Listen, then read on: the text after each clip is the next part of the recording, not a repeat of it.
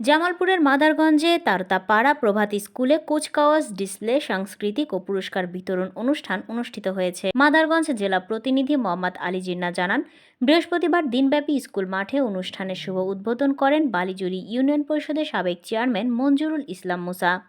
বিশেষ অতিথি হিসেবে বক্তব্য রাখেন উপজেলা কৃষক দলের সহসভাপতি আব্দুর রাজ্জাক খান। পৃষ্ঠপোষকতা হিসেবে বক্তব্য রাখেন মাদারগঞ্জ AHZ সরকারি কলেজের সাবেক ভিপি জিল্লুর রহমান। সভাপতি হিসেবে উপস্থিত ছিলেন সরকারি প্রাথমিক বিদ্যালয়ে অবসরপ্রাপ্ত প্রধান শিক্ষক আলহাজ দলিল উদ্দিন। প্রধান অতিথি হিসেবে উপস্থিত ছিলেন বিশিষ্ট ব্যবসায়ী ও সমাজসেবক আলহাজ রফিকুল ইসলাম রফিক।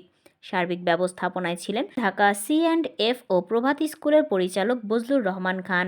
অনুষ্ঠান সঞ্চালনায় ছিলেন সিনিয়র সহকারী শিক্ষক ও পরিচালক হাফিজুর রহমান। ক্রিয়া পরিচালনায় ছিলেন সহকারী শিক্ষক রবিউল ইসলাম বাবু ও রাশেদুল ইসলাম। বিশেষ অতিথি ছিলেন জেলা জিয়া পরিষদের যুগ্ম সম্পাদক মিজানুর রহমান, ওলামা দলের সহসভাপতি খায়রুল ইসলাম, কলেজ ছাত্র দলের সাবেক সভাপতি আসাদ খান, বালুজুড়ি ইউনিয়ন জামায়াত ইসলামীর সভাপতি জাহাঙ্গীর আলম, বালিজুড়ি ইউনিয়ন বিএনপি সাংগঠনিক সম্পাদক ফরিদুল ইসলাম ও জোনাইল স্কুলের সহকারী শিক্ষক হাফিজুর রহমান হাদিস। তত্ত্বাবধানে ছিলেন প্রধান শিক্ষক ও পরিচালক মোহাম্মদ সাইফুল ইসলাম। এ সময় শিক্ষক, শিক্ষার্থী ও শত শত দর্শকবৃন্দ উপস্থিত ছিলেন। ক্রীড়া ডিসপ্লে সাংস্কৃতিক অনুষ্ঠান শেষে বিজয়ীদের মাঝে পুরস্কার বিতরণ করা হয়।